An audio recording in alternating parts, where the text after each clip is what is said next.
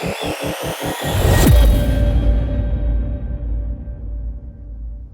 everybody. Welcome to another Comic Source Comic Boom collaboration. As promised, this is our spotlight on the Harley Quinn 30th anniversary issue. In addition to talking about some of the stories in this issue, Rocky and I will both talk about what Harley means to us. Obviously, Rocky, the bigger Harley fan than me, and for those listeners who might not be familiar, what kind of a little bit of an aversion that I have to Harley, but it's hard to believe 30 years, from first appearing in 1992 in the animated series to where she is now. I would argue she's the fourth pillar of the DC universe next to Superman, Batman, and Wonder Woman. And I would argue that she is more important than Wonder Woman in a lot of ways, just because she's so popular and generates more revenue. And I don't know if she generates more revenue than Superman or not. I mean, because Superman may not be quite as popular in this country, but, he's such a worldwide phenomenon. And Harley is too. It would be interesting to know how much Harley merchandise sells. What's the numbers? How much does Superman generate? How much does Harley generate? We know Batman generates the most. So anyway, the reason. Let me just real quickly. The reason I have a little bit of an aversion to Harley is way back when I first started my channel, when it was a YouTube channel. I did a history of Harley, and at that time, I literally went through over a week, maybe 7 to 10 day period, read every single appearance of Harley in comics. It was a lot. It was like 200 issues of Harley in, 7 to 10 days. And it's kind of like one of those things where it's like an eating or drinking contest and you have so much of something, too much, too fast. And last thing I wanted to do was read any Harley. And I never, of course I enjoyed the Batman animated series as much as anybody, but that Brooklyn accent and the Mr. J, it never really resonated with me. So the Harley, and I've talked about this a lot of times too, the Harley that is my favorite is when the zaniness is kind of set aside, and we get the more serious kind of Harley. I do find her to be an interesting character, and it's probably why my favorite Harley thing ever is the Joker Harley Criminal Sanity series from Cami Garcia, Jason Badower, and Miko Suyan, because that's very real world with Harley Quinn as this criminal profiler.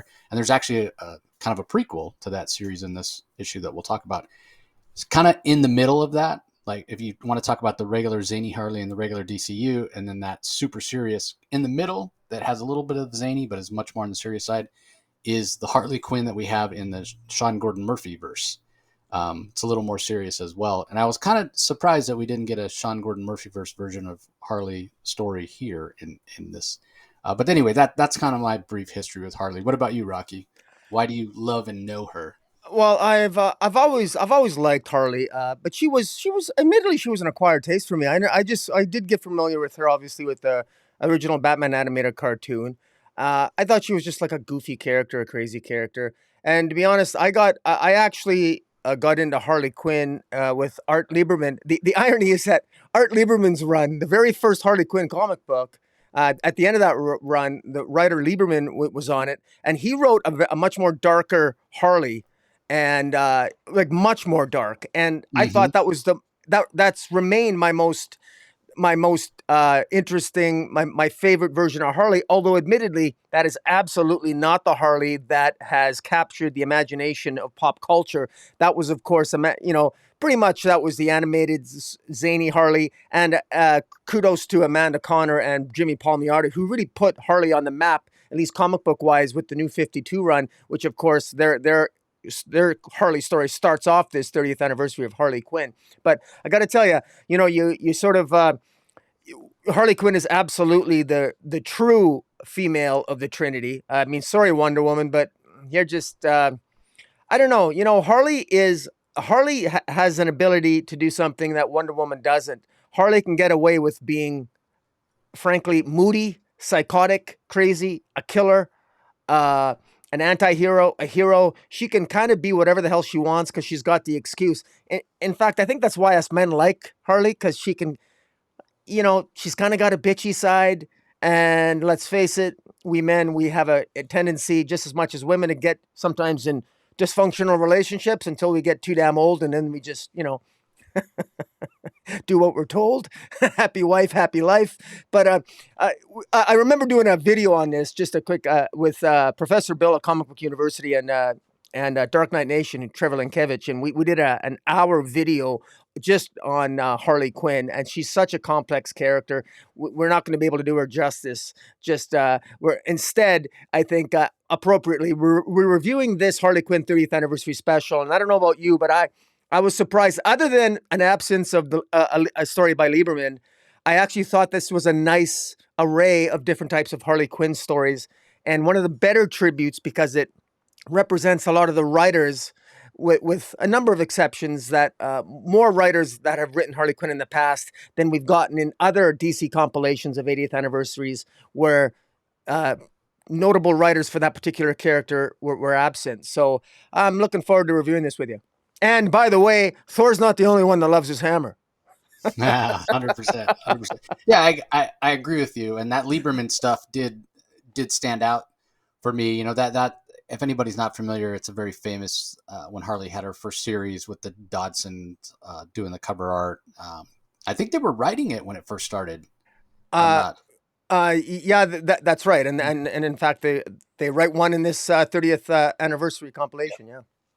Yeah, so it was to see her have her own series. It was kind of fun. It wasn't quite as zany, and yeah, to your point about her being more popular than Wonder Woman, and she's a very malleable character, right? Like you can run the gamut from doing something super serious and realistic, like the Joker Harley Criminal Sanity, like I said, or getting completely zany and crazy the way Jimmy and Amanda do. So we're not going to talk about every single story in the issue, but I will give the credits and the names of each of the stories. And then we'll talk about the covers, and then we'll dive in. Each of us will kind of hand it back and forth, talking about the stories that we like the most. So, as Rocky mentioned, the first story is from Amanda Connor and Jimmy Palmiotti, who really did. I mean, Harley, I think, was a solid character, was a known character, but she really became a superstar in the hands of Amanda Connor and Jimmy when nobody else, like even DC themselves, didn't have a Harley series, and it was Jimmy and Amanda that went to Dan and wanted to do one, and he kind of begrudgingly, because Amanda and Jimmy had been such good soldiers, said, "Okay, go ahead and do it," and that's when she exploded. That's really the kind of her rebirth and her getting to the heights that she's at. So it's hard to overstate the contribution Amanda and Jimmy have had, but they're teamed back up with the artist that was on that series for the longest time, Chad Hardin, Alex Sinclair on colors, Dave Sharp on letters. Cease and desist from Capone, the writer Raphael Albuquerque on art, Marcelo Mallow on colors, Josh Reed on letters. Submissive from Stephen Sedgwick, he does the writing and the colors, and he has had some Harley minis that he's done in the past. Letters on that one are by Pat Brosa. How to Train Your Hyena from the current writer and teaming up with recently departed artist from the series, Riley Rosmo, Stephanie Phillips, the writer, Yvonne Placencia on colors, Darren Bennett on letters. Criminal Sanity. So this is a prelude to that one I keep mentioning that I love so much, that Harley project. Cami Garcia, writer, Miko Suyan and Jason Badawar on art, Annette Kwok on colors, Richard Starking and Comic Craft's Tyler Smith do the letters on that one. Siren Soiree from Paul Dini, one of the co-creators of Harley Quinn. Guillaume March does the art on that one. Tameya Morey on colors, Tom Napolitano on letters.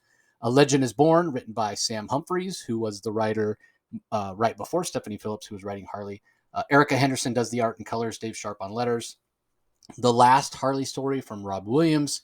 He was the writer that followed Jimmy and Amanda. John Timms does the art and colors. He was the artist that followed Chad Hardin. Seda Timofonte on letters. And then we've got Troop Harley Quinn from writer Cecil Castellucci.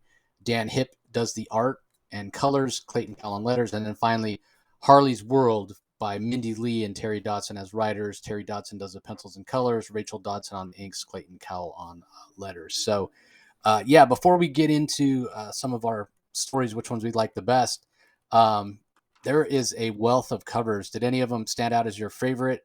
Which ones did you buy? Well, actually, I haven't bought any yet. The the DC comics haven't arrived at my comic shop, so and I don't actually know what covers my retailer ordered. I never actually pre-ordered any. I can tell you which my favorite is. Like I'm an Adam Hughes guy. I love Adam Hughes.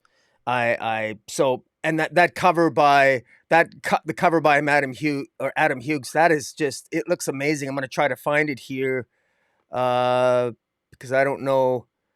Yeah, Uh, there's three. So there's three different versions of that one. So y- Harley Quinn is holding her nose. You can kind of tell that she's yeah, holding her nose and kind of blowing her cheeks out, and it makes the top of her head explode. yeah, And there's that all these different versions of Harley that are popping out.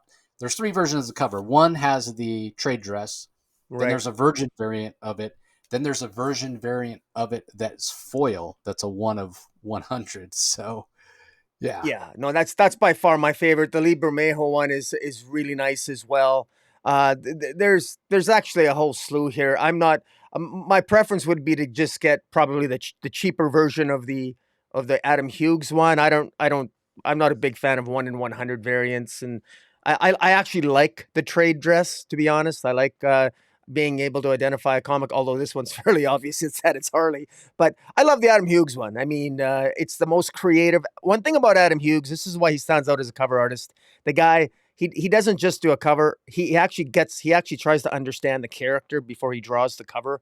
And he always seems to capture the zeitgeist of the character on all his covers. Whether it's Catwoman is another one where he really stands out, and his Zatanna in particular and his Harley Quinn really stand out. So that's definitely my favorite. What about you?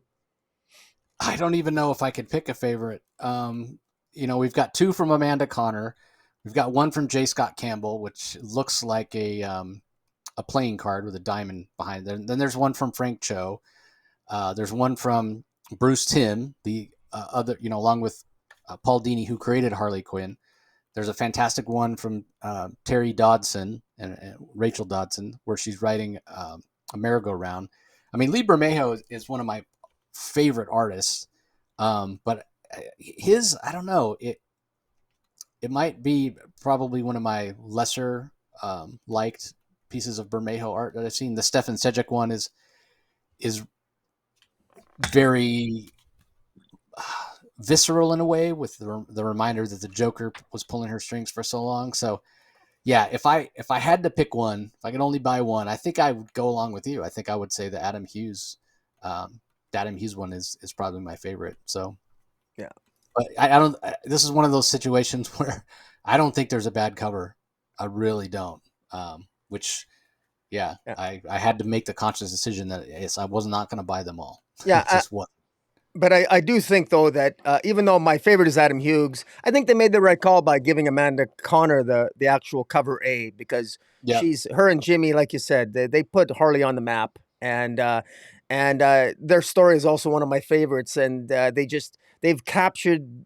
It was their creativity, it was their ideas and character ideas and character template for Harley that captured the popularity of for the character for so many. And let's face it, it has had some influence in Harley in the movies as well. And I know there's some mixed results and mixed reaction to Harley in the in the movies and Suicide Squad and in the Birds of Prey, the Emancipation of Harley Quinn. But fact of the matter is that it's nice to see them get that recognition.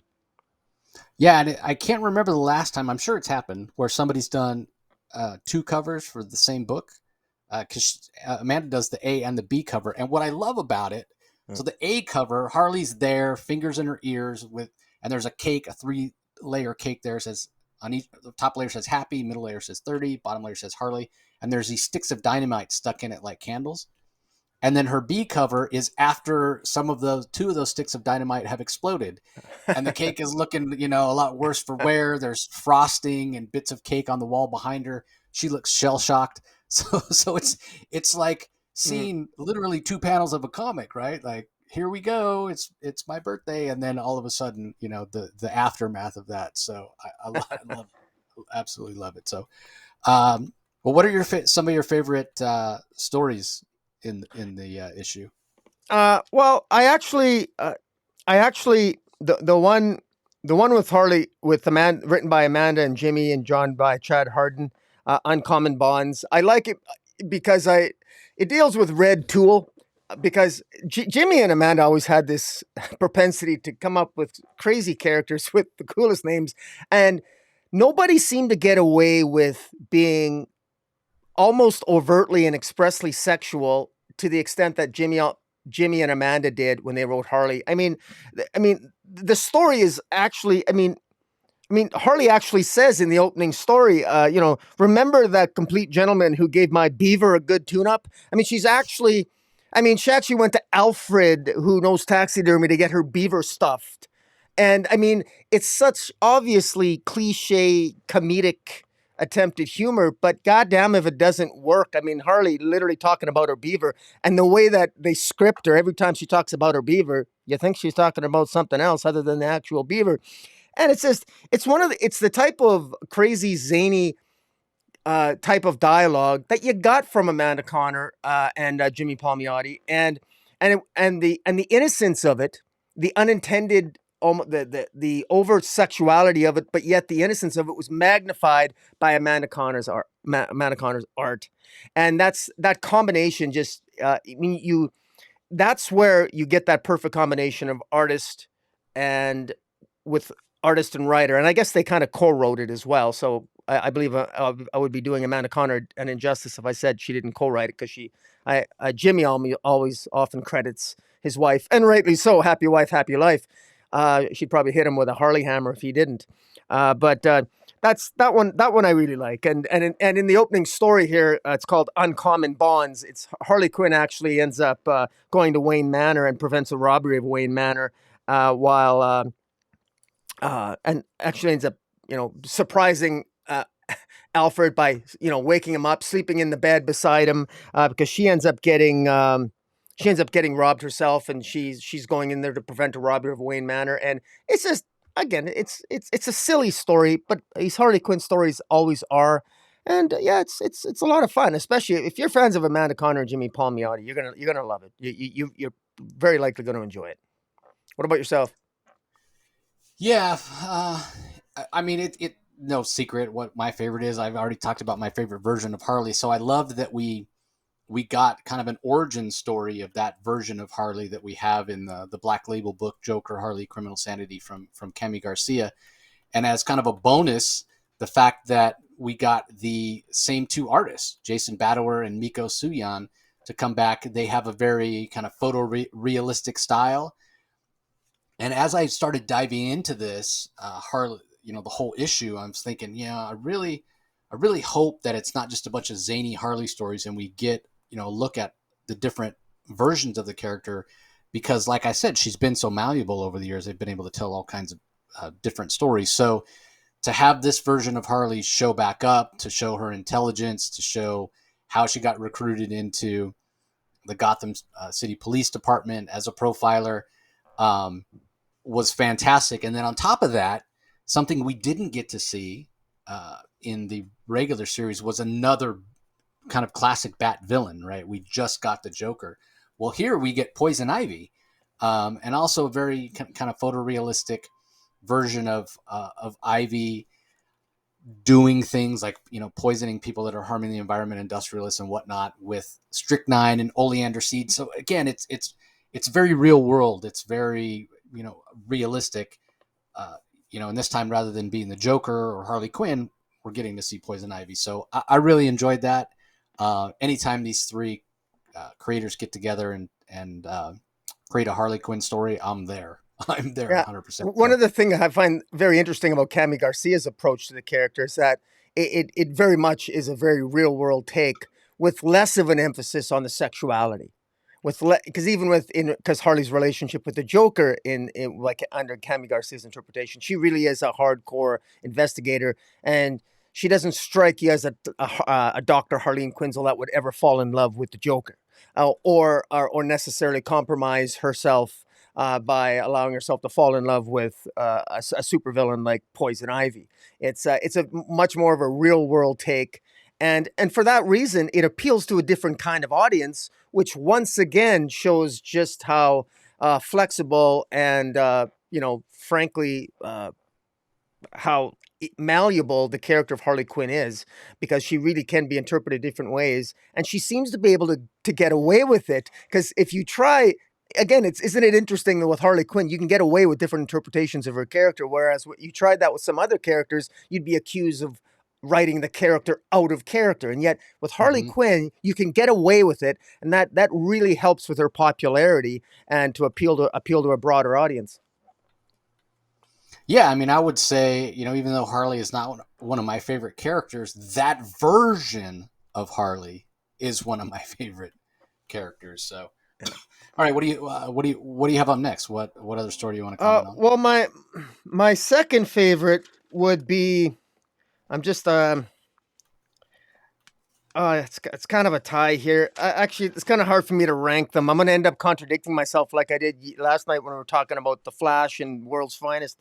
But I'll go with Gotham City Sirens, the story by Paul Dini, with art by Julian March. I love that entire series, and I got all the covers, and I enjoyed that series. And this story, I don't know this story. I don't know when it actually takes place, but it obviously takes place during that series. And just a quick recap: the Paul Dini series, Gotham City Sirens, involved. It was I think it was 20 some odd issues long, and basically what it was it's revealed at the end of that series that Catwoman was actually asked by Bruce Wayne to befriend Harley and Ivy and to live with them, just sort of to keep an eye on them. And that betrayal is revealed at the end, and Harvey and Ivy get very upset with Catwoman at the end of that series. But in any event, in the meantime, this is clearly a story that takes place in the middle of that, while Catwoman, Selina, Ivy, and Harley are all living together, and they decide to have a party. And at this party, they invite the central joke of it is that they invite Harley takes it upon herself to invite as many females as she can, both supervillains and superheroes. And I mean, I challenged myself. It took me 5 minutes to identify. I think I got 98% of the female characters here.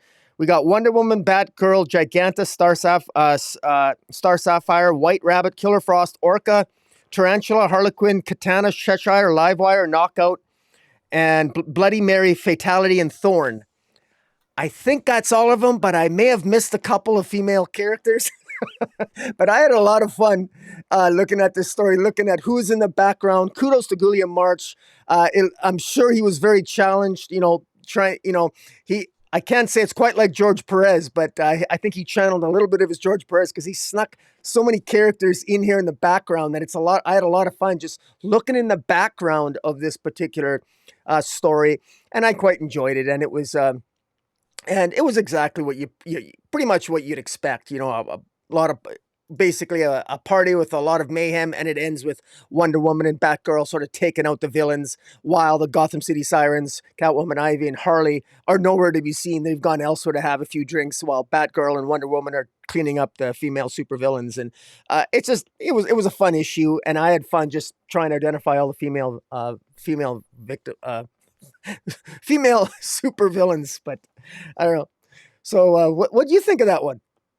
I enjoyed that one, and it kind of dovetails into the other one that I wanted to mention that I really enjoyed. I'm a huge fan of Stefan Sedgwick's art and the style, and so the one I want to mention also has the Gotham City Sirens, and one of the things I really liked about it is that Stefan Sedgwick does a great job of showcasing the relationship, the dynamic between the three, right? So it's called Submissive, and it starts off at Harley's place, and Catwoman is kind of giving Harley a bad time, telling her that she's actually submissive when she's in the relationship with Ivy, and sort of commentating a little bit in a way on her being proud of Harley for kind of getting from under the thumb of the Joker, but in a way, warning her not to be like that with Ivy. And it kind of upsets Harley, and she kind of goes off half cocked, saying, I'll show you I can be dominant." And she goes and attacks the Penguin and gets in over her head to some extent. And Ivy shows up to use her powers to kind of help Harley get out of the situation. And at the end, Harley does realize that she's being submissive to Pamela, to Poison Ivy. So it really highlights the dynamic between the three. And so and with great Stefan Sedgwick art. So I really enjoyed that. I enjoyed that one as well. Yeah. Any others that you want to mention? Well, I have to make a few comments on the story. You just really Stefan Sajic, of course, he does. I believe he does a series called, I think it's Sunstroke, and it's a very it's a very a comic book erotica type of story between a love affair between two women, but they also get involved with bondage and everything else. So this is literally right up Stefan Sejic's alley in terms of this. He knows a lot about submissives. He's written about them extensively. I think I think it's Sunstroke. I think it's called that. It's Sunstone. Pardon me, Sunstone. Sunstone. Yeah, I think it's on its Yeah. fourth or fifth volume. So it's quite a popular quite a popular series. And in any event, he knows a lot about submissives here. And look, part of the appeal of Harley Quinn is her relationship, not just with Ivy, but let's face it, Harley Quinn, Poison Ivy, and Selena Kyle, they're all bisexual. And there's that sexual element there. And the whole Purian fanboy thing with the Gotham City Sirens is fairly obvious. So when you got Stefan Sejic doing a short story called Submissive, where Selena is teasing Harley that she's a submissive to the Joker, and then sets something up to try to get Ivy closer to Harley. I mean, this thing just cries out innuendo, sexuality, etc., etc.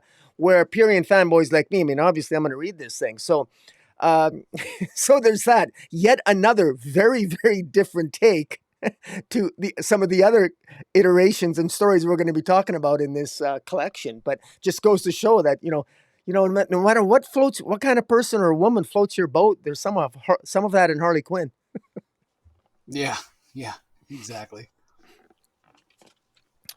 But I I'm tempted to leave the last Harley story to the last one I talk about, but because um, but I suppose we can talk about it now. It involves your favorite character, Amanda Waller, Yeah. My favorite.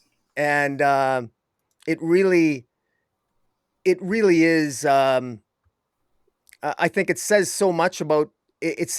I actually thought it was written. Writer Rob Williams does a really good job. It's relatively straightforward. It basically involves Harley essentially deciding, almost committing suicide, knowing she's going to die.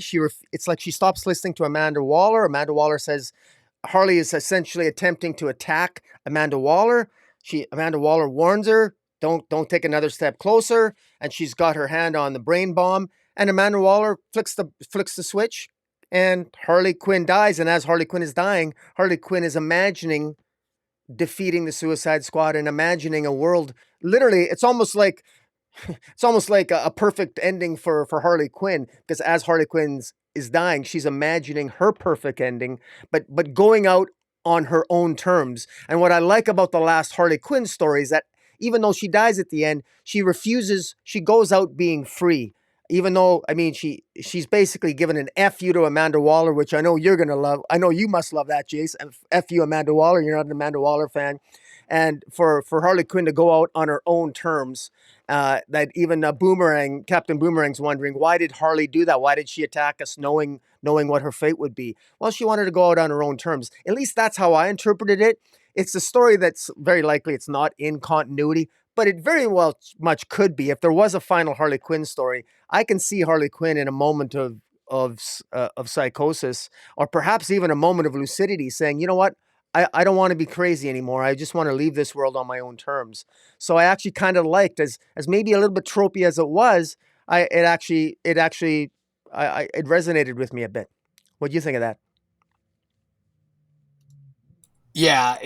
It's actually the other story that I was gonna talk about as well, despite the fact that it has Amanda Waller in it. Because here's the thing, right? We have so many stories of the Suicide Squad where they're always under the threat of having the bomb in their head explode, but it never actually explodes, right? So it was kind of uh, cathartic in a way to see Amanda. As much as I don't like the character of Amanda Waller, it was cathartic to see her, um, actually blow up the bomb. I'm reminded of what's Dennis Hopper in Speed, where he's talking, what's the purpose of a bomb? To explode. He tells Keanu Reeves' character, the reason your life is so unfulfilled because you spend your life trying to keep the bombs from exploding. So it was cathartic to see Harley Quinn's bomb explode, and it showed.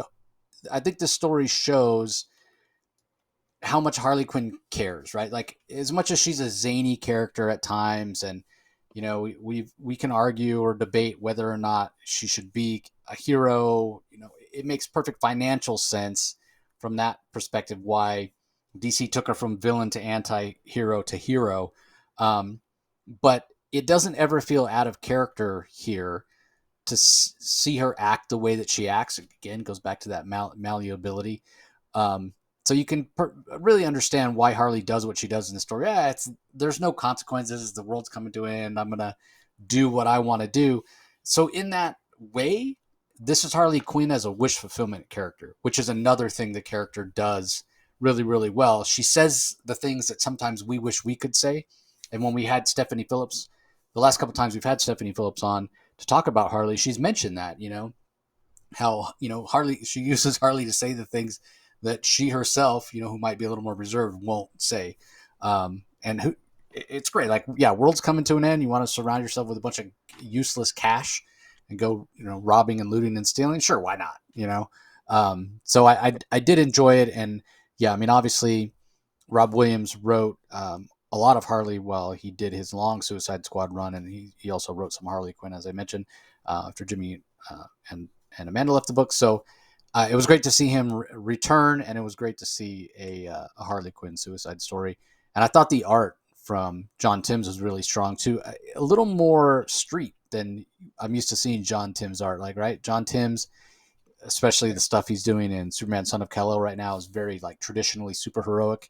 It went a little darker for this, and it really kind of suited the story. So, yeah, I thought it was solid. Those are all the stories that I was going to mention in detail. Give thoughts on. Did you have any more? Well, I want to give a quick shout out to I thought that Stephanie Phillips and Riley Rosmo, their story was about how to train your hyena, and it was a story about uh, you know what, I never actually put Harley Quinn's hyenas. I didn't know they had. I guess if they had names, I never. Their names are Bud and Lou. I didn't actually know that. I never put their names to memory. Harley Quinn's hyenas' names are Bud and Lou, and it's a story about Uh, how she breaks into the wildlife reserve of Gotham or whatever. I didn't know Gotham had one of those, and to try to get her hyenas back.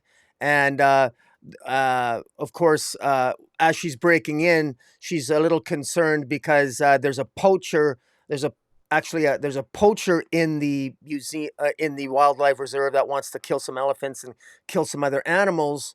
And Harley Harley has the code word.